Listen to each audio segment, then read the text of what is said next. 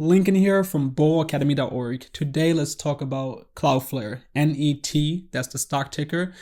And I just want to share with you just how much weight is on my shoulders and in my chest because of just how fast Cloudflare stock continues to run up.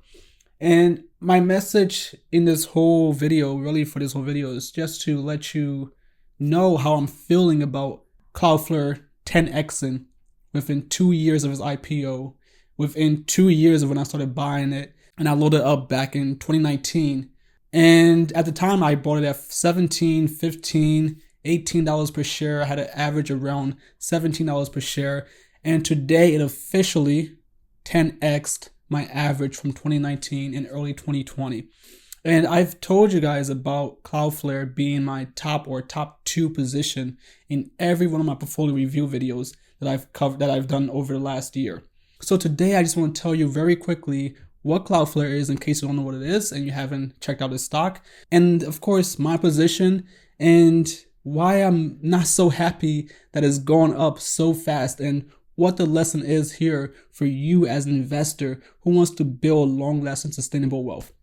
If you've been watching for a while, you know that on this channel we break down investing topics to help you learn how to invest for long term and help you retire on your terms before you're old and can't really enjoy your life the way you want to. So we've covered many topics here, from what stocks are to what IPO is, to what SPACs and warrants are, to many companies and their stories and why their management teams matter and who's on those teams and how they've been great stewards of those companies over the years, over the decades that they've taken to get to where they are today. So if you want to support this channel, do me a favor, like the video below, subscribe to the channel, hit the notification bell, and comment your thoughts on this video on this topic. And let me know if you're investing in Net, Cloudflare, and any other company that you are very bullish on and are loading up before they start running like Net has. So let's get into it. What is Net, right? What is Cloudflare? I'm going to do a very quick rundown because they're a very complicated company. They do many things and they do all of them very well. So the reason I got into Cloudflare, started investing in them, is because I've been using this company for years now, right? Since I was in college, since I started my first job. I'm a software engineer, so I use Cloudflare to run my platforms, my tech platforms, my software platforms that I build for users out there. Like I build things like Twitter and Facebook and other things that other people use, right? And what Cloudflare does is they protect my platform from attackers, right, who want to take my platforms down by sending me an amount of requests that I just can't handle on my platform, on my servers. So what Cloudflare does is they stand in the middle between my servers, my platform servers, and my users. And whenever a user tries to use my platforms by going to, let's say, manystories.com, Cloudflare stands in the middle and they route that request from the user to my servers, and then my server responds and Cloudflare gets that response from my server and sends it back to the user. And that right there is the crux of what Cloudflare does. That's their foundation. And from there, at that point, they do a lot more for their customers, like my platforms that I build that use Cloudflare, like the platform that I worked for when I graduated college as my first job. Many of the largest companies in the world use Cloudflare for that purpose. And then what Cloudflare does with that, once they have that connection between the platform, the servers, and people trying to get to those platforms, they can offer many other services given that relationship between Cloudflare's customers and their customers' users. So one thing that Cloudflare does is that they will protect your platform, your servers, from people sending you thousands and millions and billions of requests to try to take down your account, to try to take down your servers, because your service can only support so many requests in a given amount of time. And if you can't support the requests that are coming in, eventually your server crashes. That's when you get things like what happened with Facebook and Instagram and Twitter. Sometimes sites get overwhelmed by all the traffic, and sometimes that traffic is manufactured to do exactly that, to take them down. And so what Cloudflare does is it says, hey, we're going to stand away, and if we see someone sending you too many requests to your server, we will stop them. We'll slow them down and say, hey, you gotta slow down. Our customer doesn't want that much attention from you. They don't want you sending them all those requests in this short period of time. Slow down. So those requests never get to my servers. They never get to Cloudflare's customer servers, right? So only the ones that are genuine from real users will get through. But the attacker's request, they all bounce back. Cloudflare says, no, you're not getting through. So they're a firewall. They're a great wall between their customers and attackers, but also their users. So Cloudflare has a very hard job. They have to distinguish between real people who want to get to access to these platforms like manystories.com, like Facebook, like medium.com. They have to say, hey, is this person who's sending this request at facebook.com a real person who wants to use Facebook legitimately and not attack it? And if so, Cloudflare lets them through. Otherwise, Cloudflare says, hey, we don't like you. Stop sending these requests, right? And the way they do that is they have many ways of doing that. Sometimes they'll say, hey, you seem to be a robot. Take this human challenge. Those captchas, we gotta pick the stop signs and the bikes and the buses. That's one technology that Cloudflare uses to protect their customers' platform servers from attackers. And otherwise, they'll just slow down a request. They will just completely block that request from getting to their customer. So that's where they started. They started off protecting servers from attackers. This is called DDoS, right? Denial of service attacks. That's what it's called. That's what I just explained to you. So that was the start of Cloudflare many, many years ago. But over the years, they've added so many services based on that foundation, right? That relationship between servers, platforms, and the users who want to access those platforms. Because they're in the middle, they get to do so much. So one other thing that they do, and you interface with this all the time when you use the internet, based on that relationship that they have between the server and the users, they can provide a service like delivering images and videos and other files to the users faster. So one service that Cloudflare offers their customers, one very important service, is called CDN, a content delivery network. And what happens in that relationship is the server, the platform says, hey, we have all these images, all these videos, all these files over here in our servers, in our database, and our users want to access those. But because there is too many files, they're too large, we can't get them to our users fast enough. We need help doing that. So Cloudflare in the middle says, hey, we already received all the requests from your users and you already sent us all your responses. So why don't you just send us your images, your videos, all your files? We'll host them in our network across the world where all of your users are, no matter where they are. Whenever they send a request to get that image, to get that video, to get that file from your server, we'll look in our cache, in our storage that we've developed, wherever the user is, and say, hey, do we have this file that the user is requesting from this server? And if we do, we will send that to the user. So they never get to the customer's servers. And that saves the customers bandwidth. That saves them a lot of money because they don't have to go handle that request to send that huge file back to the user. Because Cloudflare already has that file. They can just send it back to the users for them. Right? So that's the CDN. That's another huge part of the business. But now they're also getting into some things that Amazon Web Services does, and that's storage of objects, data. So we're getting too deep into this. I want to make this quick because there's so much that Cloudflare does and we can go on this for hours. But really, the really important part is that Cloudflare stands in the middle between servers, platforms, and the users of those platforms. And of course, the attackers who want to take down those platforms, those servers. And they protect the servers from the attackers while also making it easier and faster for the servers to get their content to their users who actually want to use their platform in a legitimate way. And Cloudflare gets paid a lot of money to do that. And they make it so easy that most businesses that are setting up a platform on the internet want to use Cloudflare.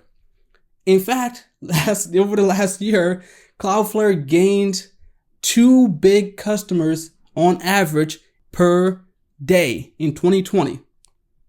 That's how great they are at what they do. So that's what Cloudflare does, right? And there's many more, like I said. One day I'll get into all of what they do, most of it at least, because they innovate so fast. right? So why did I invest in Cloudflare in 2019 right after the IPO? Well, Cloudflare, like I said, I've been using it for years, and I, as a customer of Cloudflare, love it. It's the difference between what they offer and without them being there as to help your platform, it's way too obvious to not take advantage of, right? And it's affordable. So even a small company like mine can make use of Cloudflare pretty inexpensively and see great results. So knowing what I know as a software engineer, because Cloudflare is really used by engineers and developers and DevOps and systems managers out there, right? Knowing what I knew about Cloudflare in 2019, based on all my years of using them and my job and in my own projects, I knew that Cloudflare was going to be huge in the future. And they already were. They were already huge. At the time, they were worth 10x less than they are today, $5 billion.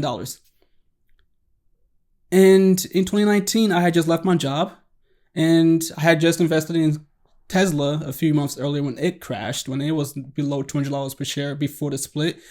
So at this point, I didn't have too many stocks in my portfolio. I just had a few, but my positions weren't all that big. So I had enough money left to buy into Cloudflare when it came out in its IPO.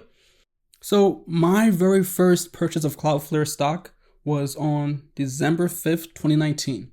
And I bought 20 shares for $17.87. And then I just kept buying. That same day, I bought 5 more.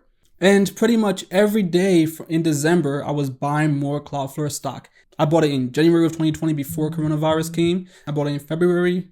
And at that point, I had maybe 500, 700 shares. I don't know. I wanted to keep buying more. But COVID came and the stock ran up, right? $30 per share, doubled already from where I started buying it. At 40, 50. And it's continued to run up. Every day it makes huge moves. $5, $10, right? Making these moves every day. If it moves, it's moving big, never small. Never lost. So I've been watching it go up, and every time I see it go up a lot, I get a little sad that I didn't buy more. And in fact, I had to sell some when it was running up because I needed to buy into some of my other positions like Tattoo Chef, like Nikola, which of course was a bad call. I'll own it. Like Veldon Lighter and other companies that I was interested in, right? And of course Tesla and Jumia, and there's so many others, right? So on top of not buying more in 2019 and then selling some in 2020, every time I see the stock go up now, I'm a little sad that I didn't have more time to do the right research, to look into it beyond what I already knew, so I could buy more, right? After learning more about what makes it a great company, what sets it apart, and what the real bullish thesis was, I didn't have enough time. 2020 with COVID just coming by surprise, and the stock ran up, and I just didn't feel like buying it as it ran up because I didn't know when it was going to come back down, right? I didn't really take enough time to do the research into why it was running so much because I was too busy at work and with other things, right? Of course, starting this YouTube channel. So I could have done more research, but I just didn't have the time. And the point of me telling you this story is that now with the stock at $180 per share at an all-time high, breaking all-time highs every single week, I wish I had done more research early on. And basically, I want you to know that if your stock that you love is not running up fast, don't be sad about that. It's a great thing. If you have a company that you're investing in and you believe it's the next big thing, don't be sad if it's not running up like all the other stocks out there. Because that means you have time now to do the research, look into the company, and continue buying it at these cheap prices, right? That's what I'm doing with SoFi. I know SoFi is going to be huge in the future, right? So I am buying it. I'm taking all of the opportunities that the market's giving me at these low prices. Whenever it dips, I'm buying more because I understand the company. I have my convictions. I know what this company can become. So I'm going to continue to take advantage of this huge discount and continue buying in every dip.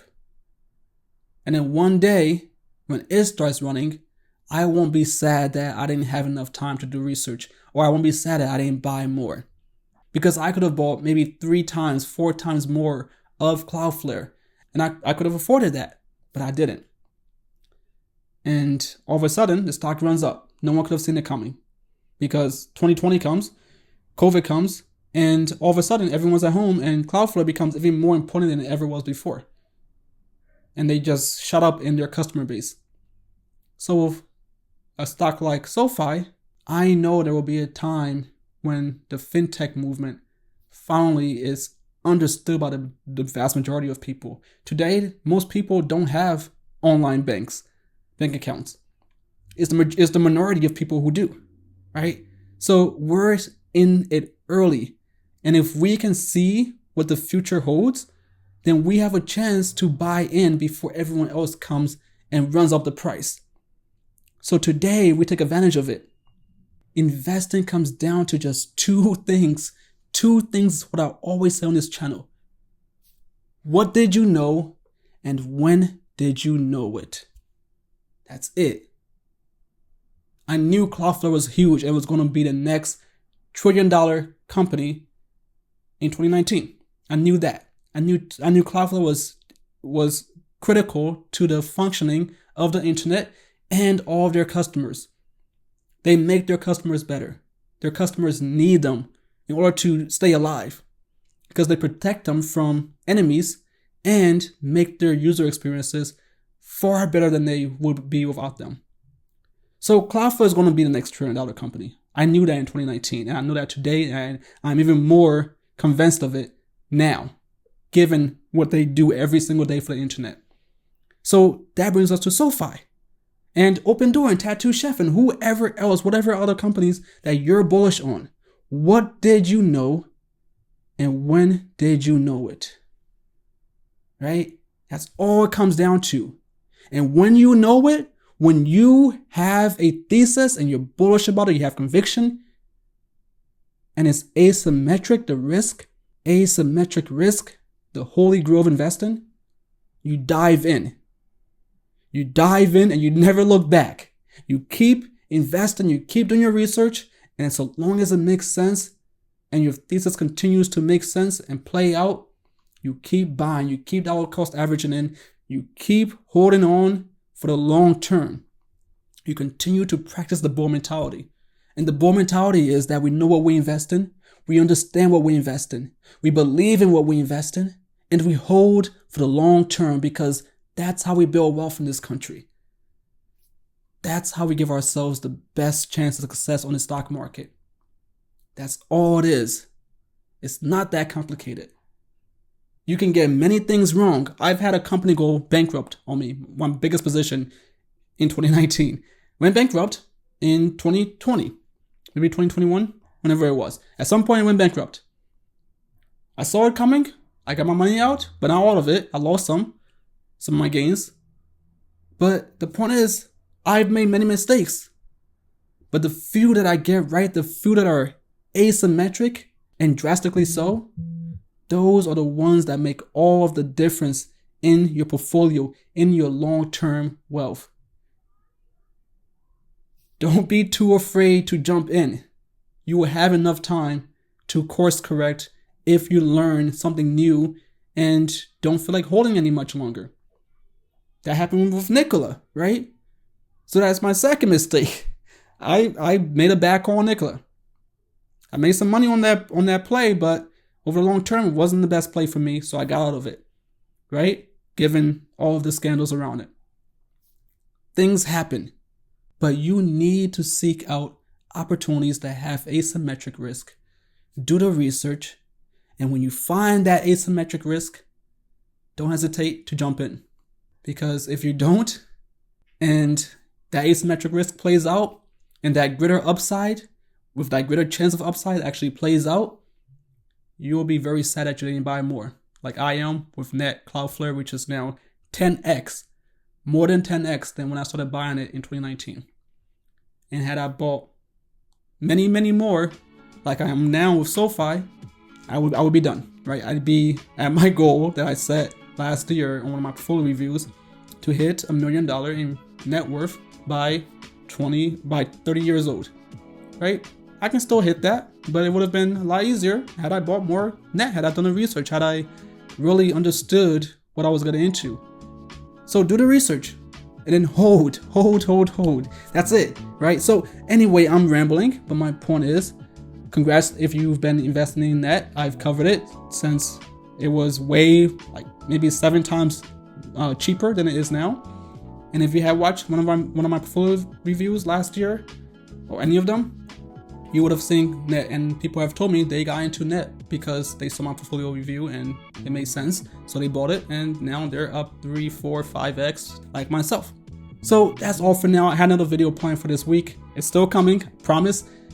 Stay tuned if you're interested in SoFi. I have big new video on that, 2-part series. I hope you guys enjoy it, and if you enjoyed this one, do like the video below, subscribe to the channel, hit the notification bell, comment your thoughts on Cloudflare, on net, so that I know that you all are still interested and engaged, so I can continue making these videos and keep the channel going. And of course, these videos are brought to you by our patrons at patreon.boacademy.org, who support the channel financially and help me brainstorm new video ideas to share with all of you, and of course help me keep going, right? So if you would like to become a patron and join our Discord channel where we discuss the stock market in real time every day, and I share all my thoughts on all of this and any questions that our patrons have on the markets, on investing for the long term versus short term, trying to gamble and all of that.